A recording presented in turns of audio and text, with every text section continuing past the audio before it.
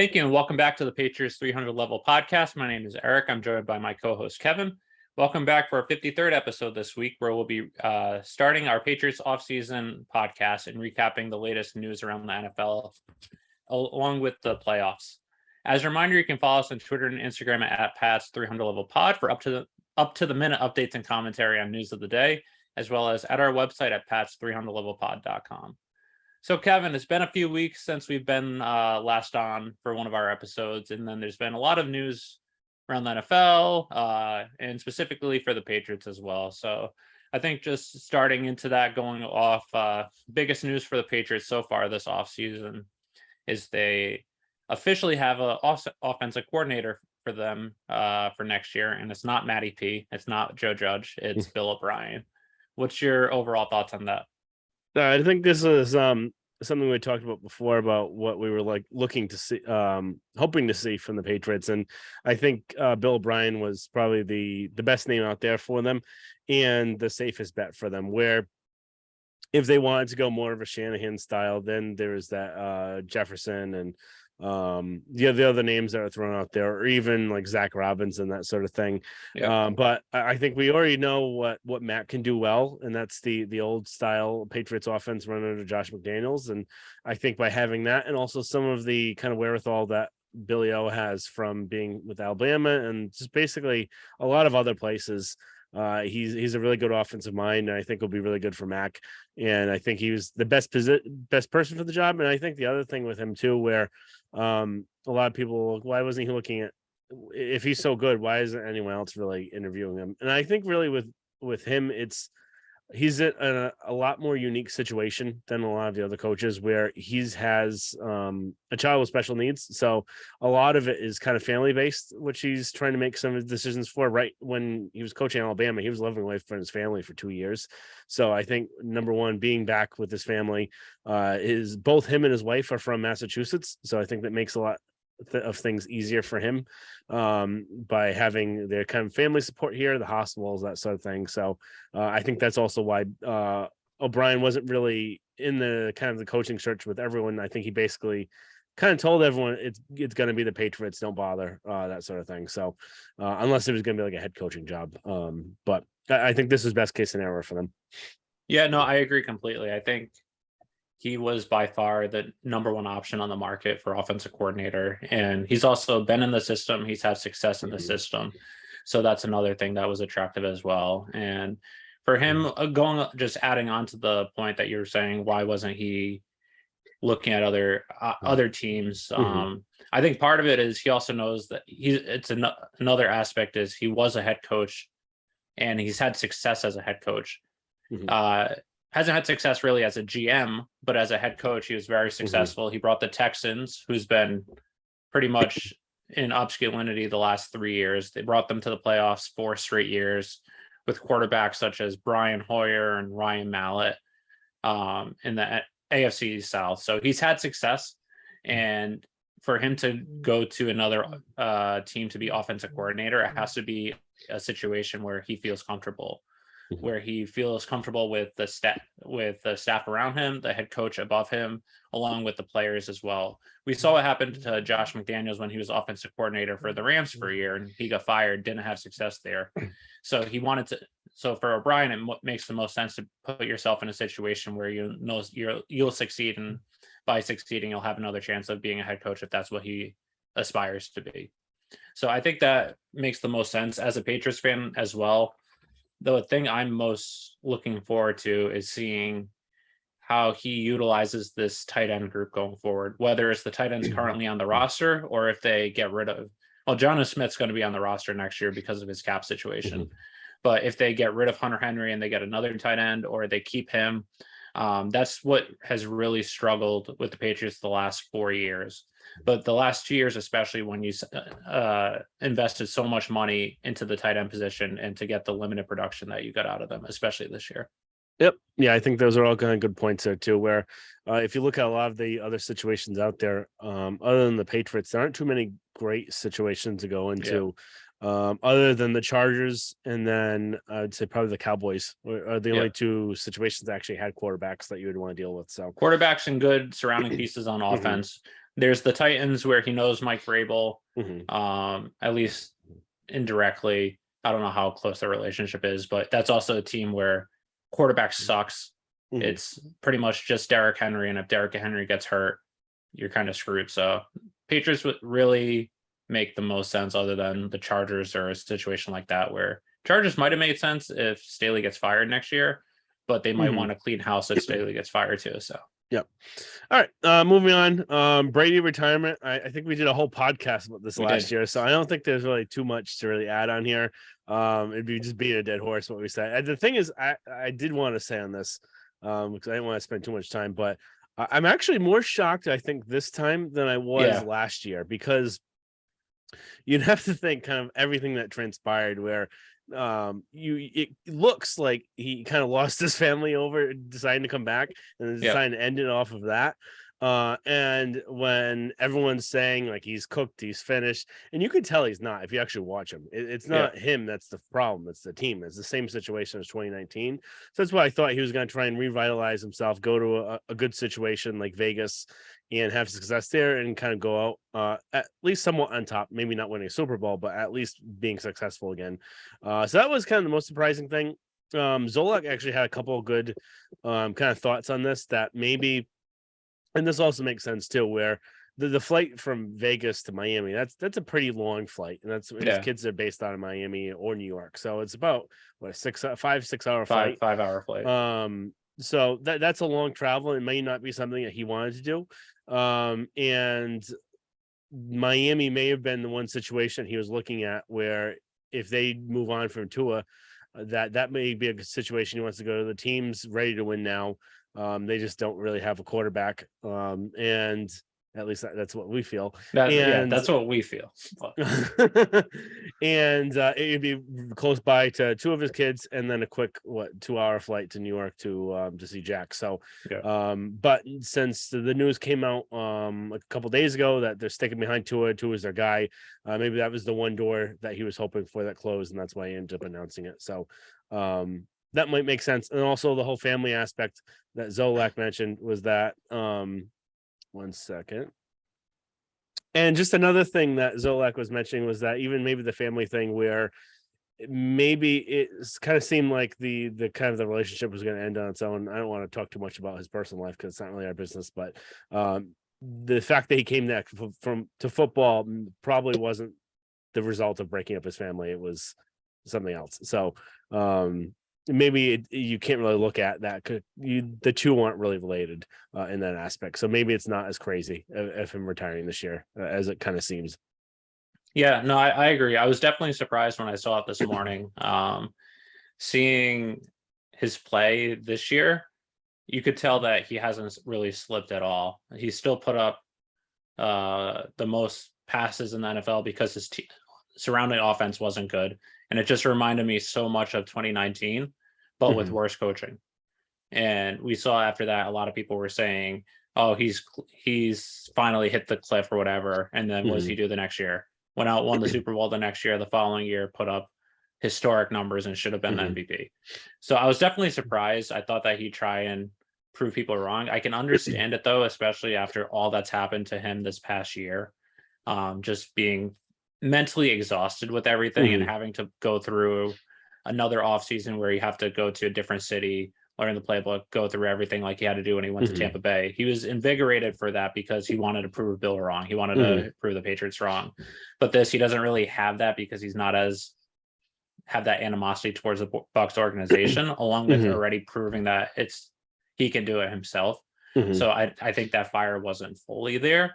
And then, like you said, one of the organizations that makes sense is the Raiders, but that's very far from his kids and everything. And I think it was just a tough situation where I would, as a Patriots fan and as a fan of Brady, I would have liked to see him do that. But I can also see him not wanting to be a mercenary to be the new LeBron James of the NFL, where he goes from organization to organization trying to win championships. And once the team's run its course, then he just moves on to the next one. So I could see that aspect of it too. I just wish he was a mercenary at the end. Yeah. I think that'd be a really interesting story. I also would have been interested to see what he would have looked like at Shanahan's scheme, just because it's completely different. And I don't know how. I would just want to see how well he could run it, because I feel like you got to be a little bit mobile with that. Yeah. So I just wonder if he would be able to be the same kind of quarterback in that system. No, that's fair. But I feel if he would have gone anywhere, it would have been the Raiders because Mhm. of Josh and the whole offensive personnel and everything. One question I do have for you that I was thinking was there were some rumors that when Brady announced that he was coming back and then Bruce Mhm. Arians retired like around the same exact time, that it Mhm. was Brady forcing his Arians out. Seeing the Bucks this year with Todd Bowles, who's Mhm. also an idiot, Yeah. and Byron Leftwich, and seeing how poor they were, do you think Bruce Arians is a better coach than we've given him credit for? Because both of us thought he was a terrible coach. I think he's better to a point. I think Todd Bowles is a complete moron. Yeah, Just based off of his Jets experience, off of the defensive calls that he had last year, yeah. and then what we've seen so far.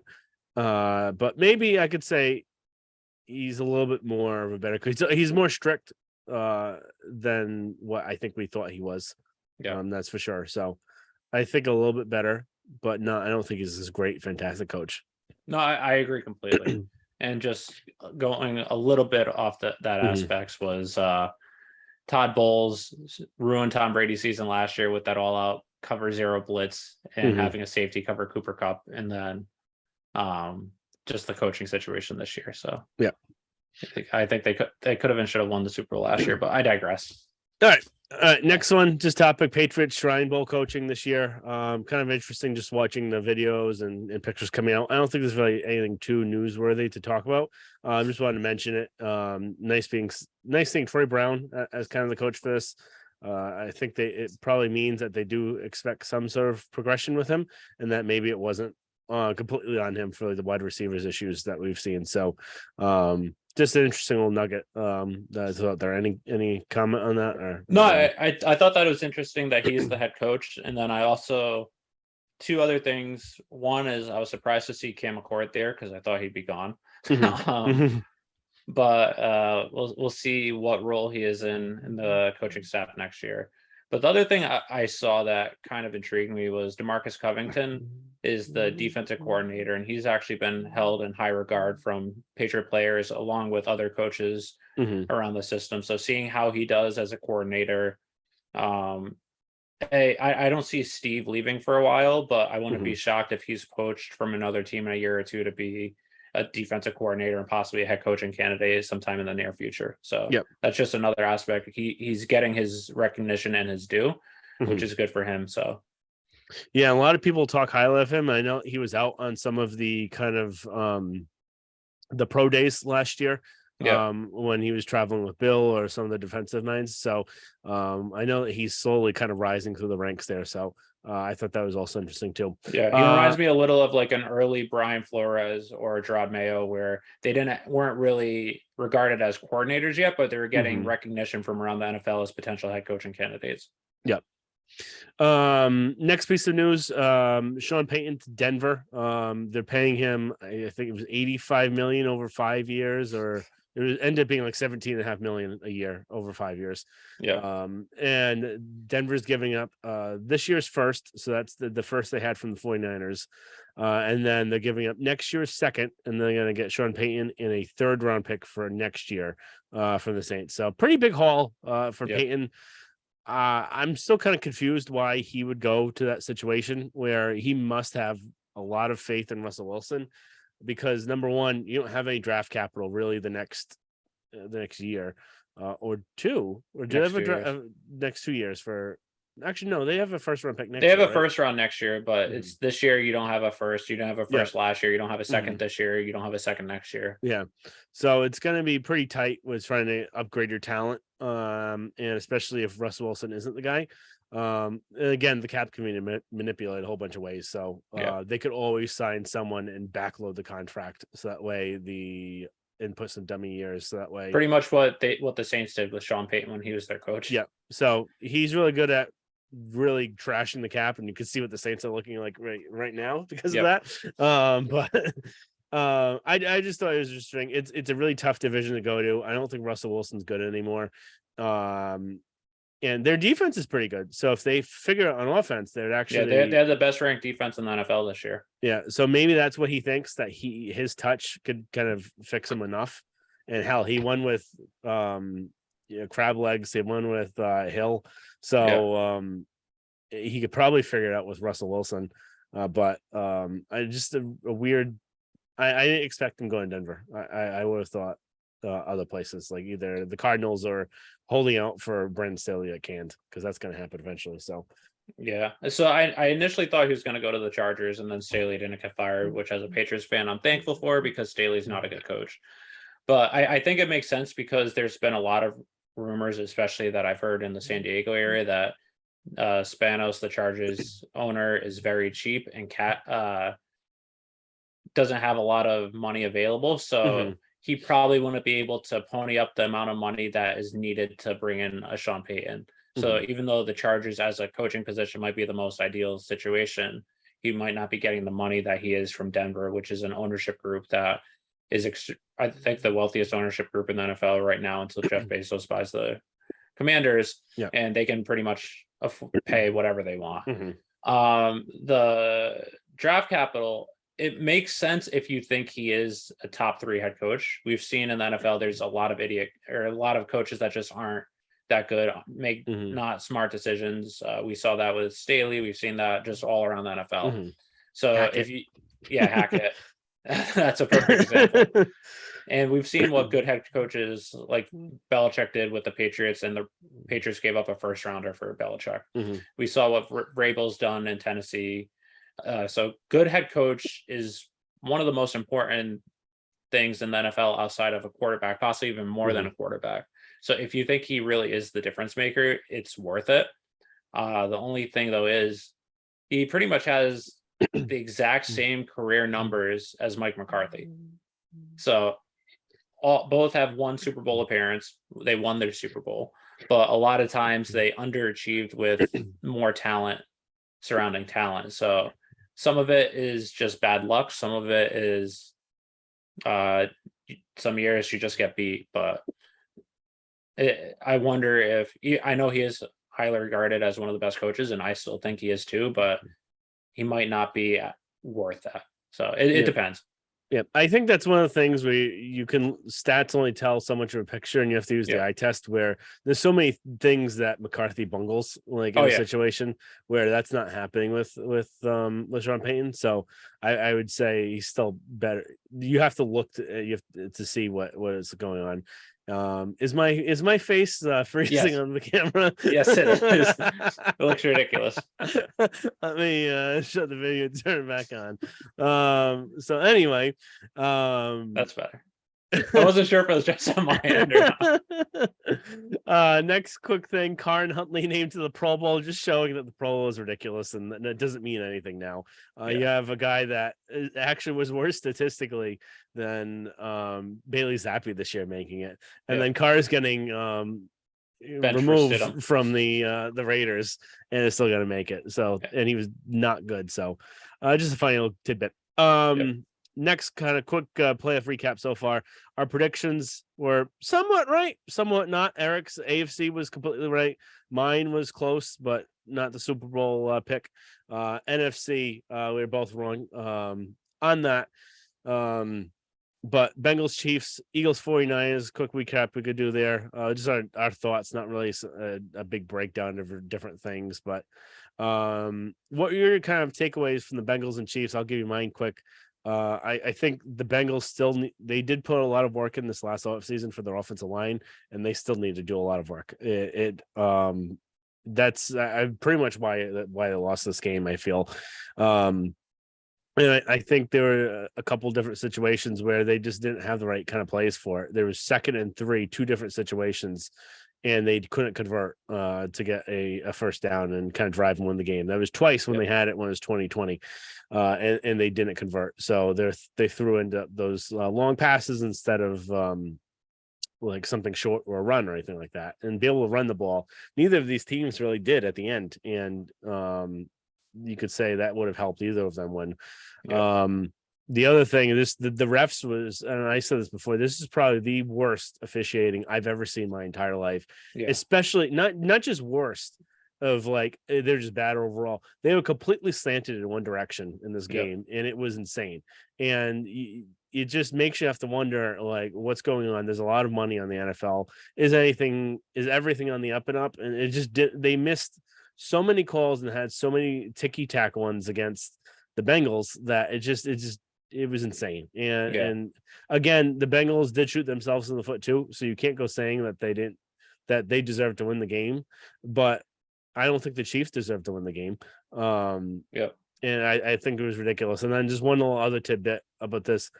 Tony Romo, I feel like he's getting more insane and like as the year goes on. He was completely unhinged in this broadcast. He was comparing things to he was comparing things to Michael Jordan in basketball, and he ended up saying a story about how someone thought Michael was better than, I can't forget the guy's name, was better than Jordan. It's a completely made up story, and it just I do love listening to it because he's turning insane, but I don't think he's as good as he used to be because I feel like I don't know if it's an act or he's going like insane. I think it's an act, but. So I kind of enjoy just how crazy it is, but it's also like not as good as it used to be, I feel like, with him. So no, I agree. I think like as the years goes on, he's getting worse and getting just more theatrical. But my overall thoughts from the game were, like you said, the Chiefs didn't really play great, but the Bengals also, their offensive line is what killed them, but also they had 3 backup offensive linemen starting. So they did improve their offensive line, but because of injuries, they lacked depth. But also a lot of teams that had 3 backup offensive linemen might be in the same position. But you see they have talent. I give Taylor more credit than I did last year. I know he botched the Super Bowl, but he has gotten a little better as a head coach. He hasn't made as much dumb. He almost did in this game when he almost decided to accept the holding penalty. Yeah, I know that was one, but you could tell he didn't want to accept it either. He kept biting his lip after he did it, and he was like, "Are you doing the right thing?" What was I going to say? The refs were just atrocious, though. I picked the Chiefs to win. I picked it in different selections I had. I can't confirm or deny if there was money on the line based on the state I live in. But so I was rooting for the Chiefs to win from that aspect, but it was just completely one-sided where the penalty versus Patrick Mahomes, it was ticky-tack. It technically was a late hit out of bounds. He kind of barely touched him and it looked like he flopped, but based on the rule, that should have been a penalty. But there were 2 other hits against the Bengals, one against Joe Burrow, where he was hit 4 steps after he threw. And then there was one on the out of bounds near the end zone where he was also hit, and they didn't call late hit there. There was the replay of 3rd down after it happened. There was just so many ridiculous plays. There was on the punt return, there were 2 different block in the backs that they didn't call. On the last play, the scramble by Mahomes, there were 3 different holds on the offensive line that were completely clear right in the refs' line of vision that they didn't call. So it just makes you wonder. We've seen, at least from our point of view as Patriot fans, the last few years, last 4 dating back to like 2019, some pretty bad officiated games. I thought for a while the Chiefs game in 2019 was one of the worst I've seen. That doesn't even compare to this game. This was just so one-sided, so many missed calls against the Chiefs and so many ticky-tack calls against the Bengals. Yep. And then Eagles 49ers, I don't really have much here just because when you other than that, Shanahan, I feel like has the worst luck in the world because when you're down to having no quarterbacks and you're on your 4th string quarterback and he gets hurt, I just like obviously you're not going to win that game. And then there's a couple other situations that they were actually kind of screwed a couple of times too. There was the first touchdown that should have been a touchdown. Oh, it should have been an end of possession for them. And then there was another one afterwards. They still wouldn't have scored enough, but it was just kind of crazy how that game unfolded. And you were hoping for a better game and kind of see what Purdy had. But Not anything there. I think the biggest kind of story out of that, other than Purdy tearing his UCL, was just Jimmy just laughing it up on the sideline. Yeah. So my overall thought from this game was also not really from the game itself, was just how important quarterback depth and just overall depth on the team is. No team really expects to need a fourth string quarterback, but seeing the 49ers this year getting to their third string quarterback after Lance and Jimmy, and then still making it all the way to the NFC Championship and having a chance to make it to the Super Bowl. It shows that, yes, having an elite quarterback as a Patrick Mahomes or a Joe Burrow helps a lot and can cover a lot. If you put in a surrounding team around them, you don't necessarily need the top 5 QB. You don't even necessarily need a top 15 QB. And that's something that, as a Patriot fan, you can take solace in, where the defense improved a lot this year. You have some pieces on offense. So it depends on if you think Mac Jones is the guy or not, if you think he's the top 10 quarterback or not. He isn't right now, but he has, in both our opinions, I think we both think he can be a top 10 quarterback. His rookie year, he was the top 15, possibly top 12. So if you put in those pieces around him, if you add a couple pieces here or there, have a good play caller, the Patriots might have a shot. I'm not saying they're going to win the Super Bowl next year, but we've seen from the 49ers this year with a third string quarterback making it all the way to the semifinals, the NFC Championship game, with a strong defense and good surrounding pieces on offense and a good offensive mind in Kyle Shanahan. So if bringing in Billy O and putting the pieces together, improving where you were strong to last year, and then also just improving some pieces that were weak as well. And there is a shot that, and you never know.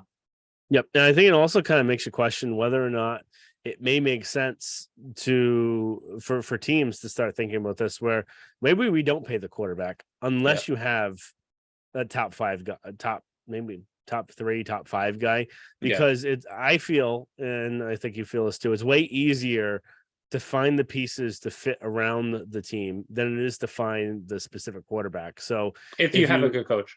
If you have a good coach. So if you have the right coaching, is it better to allocate those resources everywhere and have someone on a rookie deal every single 4 or 5 years than to pay someone $50 million, where right now, what's Mac making, like $2 or $4 million? Yeah. And it's much easier to use that remaining $45 million somewhere else, rather than having $50 million and then having less money to spend elsewhere. So that's another thing. It'll be interesting to kind of see what they do, even depending on how he looks. Like, does he look like he's deserves the money, or if he doesn't, does it look like he's still top 10, top 15? And then at that situation, what do? Do you try and pay him what a 15 or 10 quarterback gets, or is it better off to keep paying the talent around them and getting someone else in the draft? That's just another interesting thing to see what they do afterwards. So yeah, I think the one aspect with the rookie quarterback on the rookie contract, though, is you have to make sure that there's someone that fits the system that you want, that they're going to be more of a game manager and not turn the ball over. Yeah. Whereas if you have a Ryan Tannehill, for instance, with the Titans, we saw them, granted, he's getting paid $30 million, which when he got the contract, that was one of the top 5 quarterbacks in the NFL. So he was still making a lot of money, and he wasn't a guy that could win it. But if you have a quarterback that, if you're paying him, say, for instance, $5 million instead of 30, and then you paid the surrounding people, that might be another example. But you need to have someone that isn't going to throw the game away, like Derek Carr or Jarrett Stidham or someone like that. Yeah, it makes a lot of sense too. All right, moving on. Super Bowl predictions. So no real preview here, because we're not huge experts on both teams, so no way to kind of gaslight you here, or whatever the phrase is.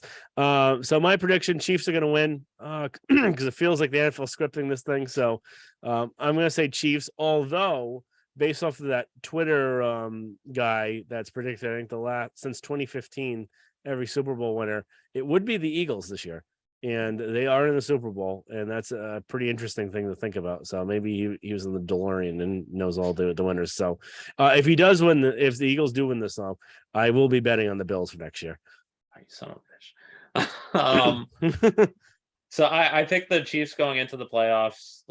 They're going into the playoffs the top 5 teams in the whole NFL were Chiefs, Bengals, Bills, 49ers, Eagles.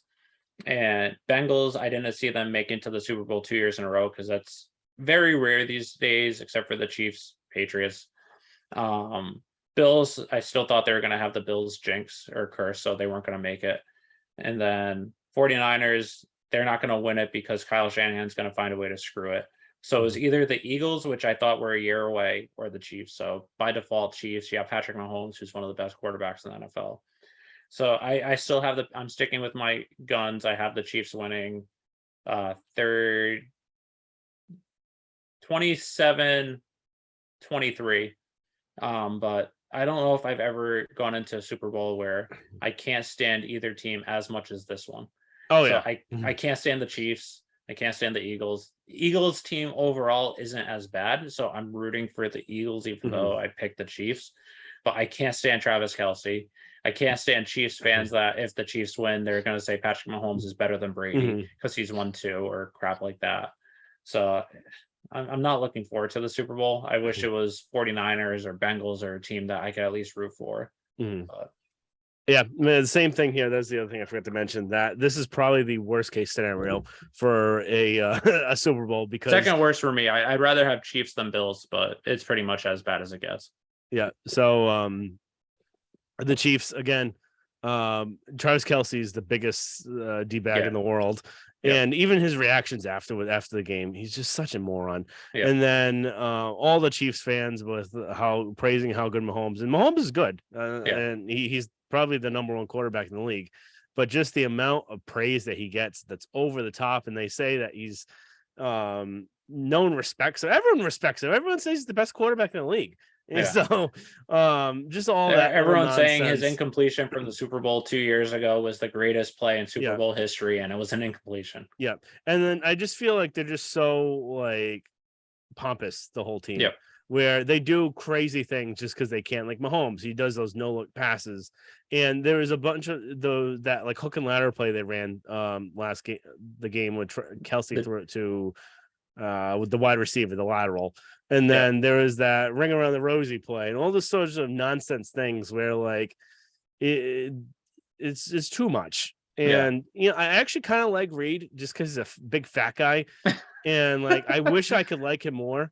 I still like him. I would say he's probably the most likable person on that team. I agree. But just everything else, and then you got Mahomes, his wife and his brother, and like they were completely silent up until now, and then the back in the Crazyville. So and then Philadelphia, I hate. Like I just hate that. I love the city. I don't like. I hate the sports fans.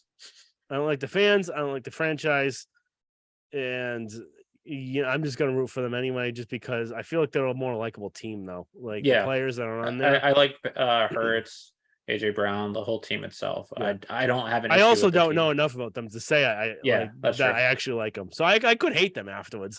But coach seems like a giant tool, though. But he does, but I kind of like it. He some of his reactions, like, did you see the one when he was on the sideline? He was yelling to one of his coaches, "I know what I'm doing." When it was when I didn't see that. It was when he was trying to fake them out for going for 2. So he's done that in, I think, 2 back-to-back playoff games where it was like right before the half ended. So he knew that he had timeouts to kill that he wasn't going to use.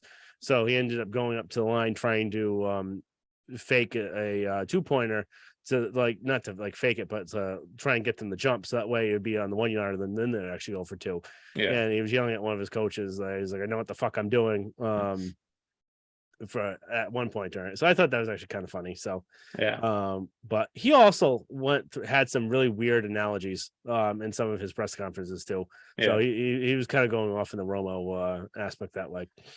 The other thing about the Super Bowl though is the 2 storylines that I'm just so sick of already, and it's barely even seen, is the Andy Reid revenge game versus the Eagles, and then the first time in Super Bowl history 2 brothers are facing each other. The Reid revenge, I think, is a little bit more kind of fun to think about, but it is. But I do like Reid. I think I just like him because he's fat and he's old and he's got a mustache. But all right, Next topic. I think we're gonna have a little change of what the notes were saying here.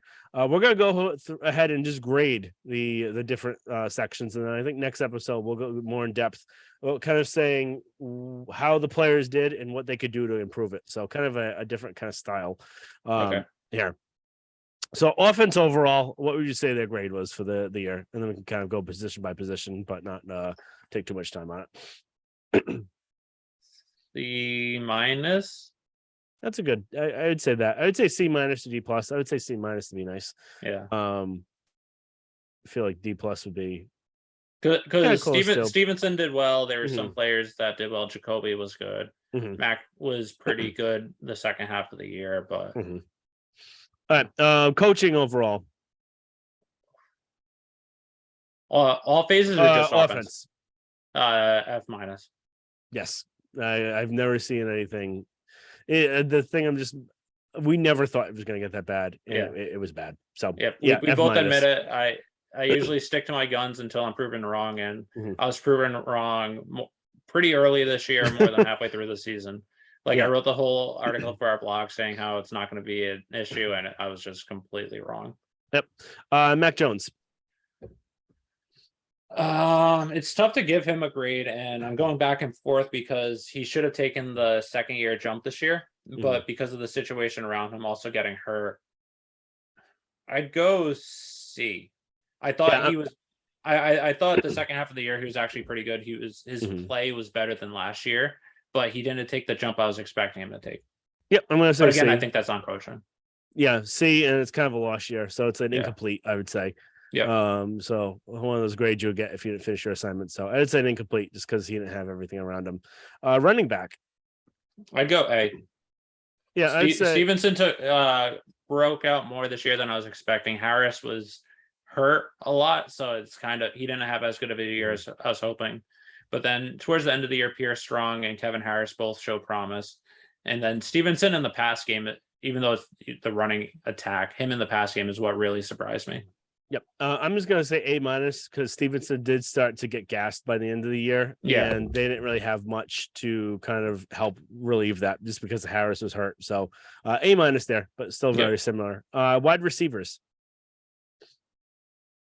D plus.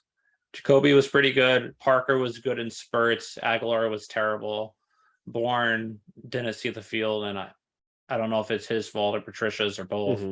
Thornton was, after having a great camp, was just not. He was a disappointment. Yep. And then I can't remember if we grouped tight ends. No, we didn't group tight ends. So yeah, I'd say D or whatever I said. D plus. I think you said D plus. I'm gonna say D plus as well, and part of this is on coaching too, because the route combinations, route issues, and route timings, but they weren't running the routes cleanly. They played. A lot of people had no idea where they're supposed to be.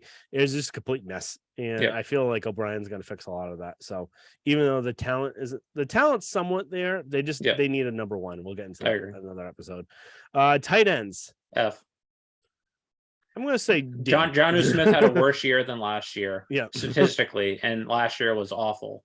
And then Hunter Henry, outside of the Vikings game and then one other game, I can't remember which one it was, he was atrocious too. He didn't turn his head around. He didn't put up the production. So F, because of how much they're getting paid and how important they are for this offense. And going into the year, I said the X factor for this offense was Jonnu Smith, because I assumed that Hunter Henry's production was going to get better because he put up the red zone production, but he didn't get his head around. I thought being on the same page with Mac Moore, having another offseason, he would get better too. So from what I was expecting, an F. I'm going to change my grade. I was going to D. I'm going to say F too. Just because of how much they're getting paid to. And it's also scary to think that Jonnu Smith was the tight end they were targeting initially. Yeah. So imagine if Henry did get another offer elsewhere and didn't come here. It would be it'd be really interesting right now. Offensive line. I'd go C. Tackle position was just atrocious. And you're paying, granted, you weren't paying them a lot, but going into the year, you thought that it would be better because you moved Trent Brown to the left, Isaiah Wynn to the right. Cole Strange, I thought he had a good year. Pro Football Focus had him as the least amount of pressures allowed on for interior, or I think it was either rookie offensive lineman or rookie offensive guards, but he played pretty well and he kind of showed that he might be worth a first round pick. He was inconsistent. He had some games where he wasn't great, but overall for the season, I thought he was good. Michael Onwenu was one of the best guards in football. David Andrews was one of the better centers in the league. He did have a couple bad games here and there, but how bad that tackle position was really hurt this team. So that's why I'm going C. Yep, I think C makes a lot of sense there. I think tackle was an F, and then you could say guard and center was about a B to an A. Yeah. So it kind of averages out to a C. Yeah, I'd say B plus for interior line, F for tackles. Yep. Next position group. I lost my thought. Defense. What do you give the defense overall? I'd go with an A minus, and I was deciding between A minus and A. They were better than I was expecting. I thought they were going to be good this year too, but I wasn't really sure what to expect with them not having that number one lockdown cornerback. And for the most part, they did well. Jonathan Jones did have a couple games towards the end of the year where he wasn't great, but they were also down. Like Jack Jones and Marcus Jones showed a lot. Then once Jack Jones went down, Jalen Mills was also hurt. They still played well enough to win them the games. For most of, outside of the Bears game, the Ravens game where they were playing mobile quarterbacks along with the Vikings, their defense put them in a position to win. And that's all you can ask for. Yeah, I'm going to say B plus there because there some of the games where they were facing better quarterbacks, they didn't look as good. They did feast off of the backup quarterbacks. But I think this is another kind of incomplete where we don't really know what they would look like against a full season of normal quarterbacks. So that would have been kind of an interesting thing. So from my point of view, I think that's a fair point, but my point of view is they showed enough when they had to against the Bengals. Yes, they were bad the first half and they got lucky at some points in the second half, but they held Bengals to 21 points, I believe. The Bills game, last game of the season, they held the Bills to 21 points. They should have won that game too. So they did get better. The Vikings game was bad. The mobile quarterback games were bad, but they should have beaten several of those teams where even though they didn't get a win against a starting quarterback, really, they still should have won some of those games, or they put the team in a position to win. All right. The defensive line / rushers. I'd have to go A plus, A, because there were some games where they didn't get the production they needed, but the just career year by Dietrich Wise is what surprised me the most. He didn't have as great of a second half or have the production, but part of that's also because Josh Uche showed up and then Judon was doing well. So he didn't really need to get that production. Plus he was also getting a little more double teamed. So Judon having 15.5 sacks, I believe, Uche having double digits, Wise giving you 7.5. I think it was 7.5. And then Barmore, once he came back from his injury, was just a monster. So that defensive line and the pass rush was their strong point this year. And it's going to have to be again next year too. But seeing who you're coming back with and how the seasons that they had, I think that could be a way to help this team win is with that pass rush. Yep. I would say A minus here. I think they could have been a little bit better against the run. But I think they're actually a lot more improved than what we were kind of expecting them to look like. Linebacker. C minus. It's tough to grade this one because they didn't really use a lot of linebacker sets and they used a lot of safety combinations. But I thought Bentley had a really good year. I thought Tavai surprisingly had a really good year. McMillan was a disappointment. Mac Wilson was a disappointment. McGrone, who we had big hopes for coming into the offseason, was a disappointment. So it's kind of tough to say. I thought the year that Tavai had and Bentley had was really good. And you do need another linebacker too, but having the safety group that they had this year, it wasn't as important as it might have been in years past.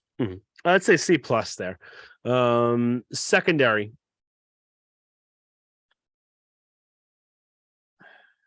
I'll I'd go with go. mine if you're still thinking. I'm going to go Yeah, with a go. B, because I think they're pretty good there. They lacked like a lockdown corner situation against the good Yeah, wide receivers, and they got burned that way a bunch of times. And then Duggar as well, where he did flash a lot, but there was also a lot of plays where he was in the wrong position or he bit too yeah, early, and he kind of killed them that way too. So there's the Miami game that's the first one that comes to mind yeah, where he took the wrong route, and then there's a few other instances where he makes about one or two kind of plays a game where it's just not the right thing to do, and he needs to shore that up in order to become an elite safety and not yeah, just a good to very good like flashy safety. He's kind of like a Jamie Collins right now, where he makes the flashy plays, but he's also can hurt you by like kind of a boneheaded mistake. yeah. No, I think that's fair. I'm gonna go B plus because the cornerback position, especially considering how they were without Jalen Mills for pretty much the second half of the year, and then Jack Jones too when he went down, and they still played well. They didn't have that lockdown corner, but Jonathan Jones did well in most games. There were some games where he was awful, but in most games he was good enough to be that position. The safety position was pretty good. They did lack in some aspects too, but they kept them in games. So I'd go B plus considering what you would expect for a team that didn't have that number one lockdown corner. All right. And then special teams. I don't know how to grade this. So we're just gonna do it individually then. Okay. Nick Folk, uh, I'd go A. He did miss a couple kicks here and there, but mhm. they were tough kicks. So he's just Big Dick Nick, where you kind of take it for granted how good, how consistent he's been since he's been Mhm. here. Are we going? Do you want me to do each position, or do you want to switch off? Oh, good. So Falk, I was gonna say B plus. I think I think he he was did better miss than some. that. He missed some kicks at the end, and then also just it's not his fault because he's old, and doesn't have a big leg, but the fact that he isn't able to kick off far, actually did end up hurting them, especially in the Bills game, where if that It did, was but I don't put that against him because he wasn't signed here to be the kickoff guy. They already had Bailey, who's had that position. So when they signed him, he it was just to kick field yeah. goals. And for the most part, I think they would take his field goal kicking Mhm. with the trade-off that he's not able to get touchbacks because he's been so lights out in his kicking. So I'm I just don't blame grading that on at him. the kicker position, and I know Yeah. it's not his fault. He can't get the distance, but that was a shortcoming of the position there. Yeah, So, that's fair. punter F F F F minus. F F F F. minus. Yeah, awful. And then Marcus Jones return, I would say A. And then the Only him surrounding, returning. yeah, When they initially had Miles Bryant, that was a D F. or an F. Yeah, Yeah, there were two times he almost screwed them. yeah. But Marcus Jones A plus, and then just the surrounding kickoff slash kick return Mhm. units F. Yep. Like Brandon Schooler was really good, Slater was good, but there were Mhm. so many boneheaded mistakes that cost them so much this year. Mhm. All right, 3 up, 3 down. Real quick on here, and then we'll be kind of all set until the next episode. So I'll give all three and give a brief recap after that. So I got Judon, Uche, and Stevenson. Again, Judon and Uche kind of career years for them for pass rush. Uche really took that next step forward and really had the power rush now too. And then Stevenson is looking like we all thought he kind of could look like feature back. Anytime he's hit, he's not going down at first contact. So it's really kind of cool to see how many yards after contact he can get. So I thought those were the best three players of the year. So for me, my one up is Stevenson because he took that next step where he can be a 3 down running back, but also in the passing game too, where he led the team in receptions. Mhm. I know towards the end of the year he did get gassed, but for the most part, he showed the versatility, the power, the speed to be a number one back and be one of the best backs in the NFL. Number two, I'm gonna do Judon slash Uche. Mhm. I thought they both showed up, and Judon had a better year than last year. He didn't get as winded as the season went on, and then Uche kind of showed his promise that he's shown the first 2.5 seasons of his career, but he didn't have anything. He showed the burst, but didn't really put it all together, and Mhm. he finally did this year. And number 3, Dietrich Wise. I think we sometimes forget how important he was to this defense the first half of the year. Mhm. He was just all over the field doing so well. So yeah, I think it would be remiss not to include him in the top 3, which is why I put Judon and Uche together. Yeah, that's fair. And then 3 down, I've got coaching overall, offensive tackle position, and John O. Smith. Coaching, like you said, offensive coaching was horrible. Special teams coaching was horrible. Offensive tackles were horrible. I don't think there's really much to mention on there. And then also, John O. Smith was also horrible and was getting paid as one of the top tight ends in the league and was horrible. And I'm starting to think that he really only had one good year in Tennessee, and it wasn't even that good. I think he had 40 something catches. So maybe But he's he just had, I not think, good. 9 touchdowns or something like that. And he was 24 or 25 at Yeah. the time. So maybe he's just not good. Or Yeah. maybe he's not being used the right way. Or maybe he's an idiot. Or maybe it's a combination of all 3. That's why I'm interested to see what Billy O does with him. Mhm. Because we saw what Billy O did with the 2 tight end sets with Yeah. Gronk and Hernandez. Granted, Gronk and the football aspect of Hernandez were 2 of the best versatility tight ends you could have on the Mhm. in the game. Yeah. Mine, I'm going five down just because there were so many aspects. I almost didn't, but go with coaching just because it's a given. But Mhm. how bad Matt Patricia was, how bad Cam Accord was, I think it's you have to include it. That they both were just atrocious. You could argue Matt Patricia was the worst offensive coordinator in the NFL. Cam Accord was the worst special teams coordinator in the NFL. And special teams, especially for a Bill Belichick coach team, which put Mhm. so much importance on it, was So just much shocking. money. Yeah. And that's 2 years in a row where Cam Accord did a very bad job as a special teams coordinator. Mhm. My 2 down, I have to go with you again with the offensive tackles, where that was the rate limiting step for this offense once you got past Matt Patricia, Mhm. where they weren't able to really hold up. I know Trent Brown was sick at some points and he wasn't like physically healthy enough, but overall for the season, both tackle positions were just bad. Mhm. 3 down, or my 4th down. No, that's my third. Third down is Jonnu Smith as well. Mhm. Going into the season, I had him as my X factor because seeing his athleticism, his body type as tight end, if you use the 2 tight end sets appropriately, like Billy O used to do, that could really open up this offense. And he just has not put it together. Number 4, I'm going with the punting position, Jake Bailey / Pilardi. Pilardi, it's not really his fault. He shouldn't be an NFL punter. Mhm. But Jake Bailey, he signed contract extension after a bad year last year.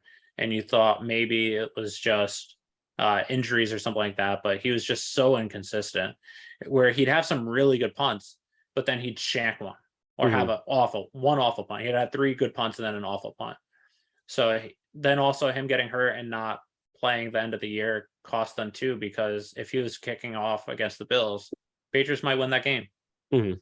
And then my 5 down, I don't know if it's really fair to include him in this, but I'm going to go with Adrian Phillips just because he did have a down year compared to how he was one of the most important players on this defense last year. He was probably Mhm. top 2 or top 3 players, a potential all-pro safety last year.